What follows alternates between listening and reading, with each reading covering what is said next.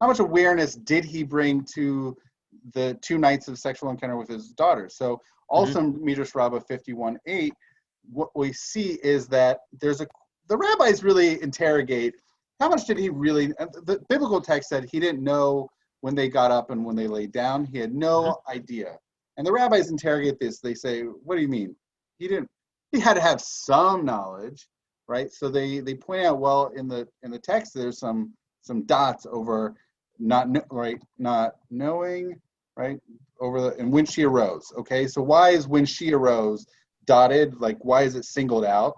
Well, when she laid down, he really didn't know. But when she got up, somehow he had a sense of knowledge. He had some sort of sense of awareness.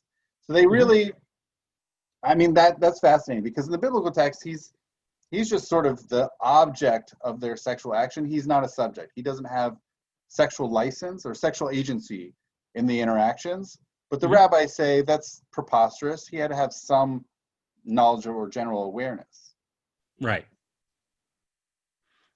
Yeah, so you've got, slightly different approaches to this. You have a parallel in the Babylonian Talmud on Nazir 23a, that really explicitly, just reverses the whole issue of agency and responsibility of this, where the daughters is treated as almost righteous in terms of their intentions behind it, and it says explicitly that that the difference was shtei benotav imo shenitkavenu l'shem mitzvah, that the daughters of Lot had the intention to perform a commandment, to do a mitzvah,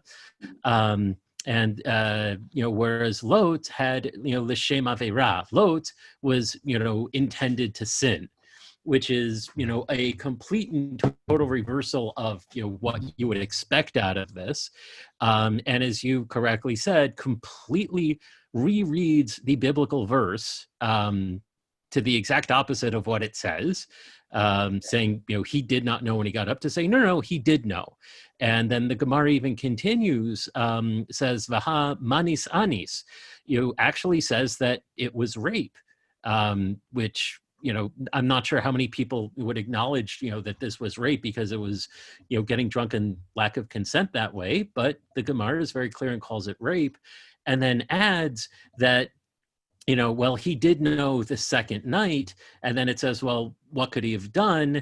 And then the answer is, well, he shouldn't have gotten drunk the second night, meaning they're willing to give him a pass on night 1, but not on night 2. Meaning the fact that he got himself drunk the second night, he's on the hook for that one. Well, because when the older daughter got up, right, in both in the Gemara here and Midrash Rabbah, both when she got up, the older daughter, then he had some knowledge. So they're coming into the second night, and that, I think, is what the Stam there in Nazir 23a is picking up on, is, maybe that second night he should have known better. Exactly.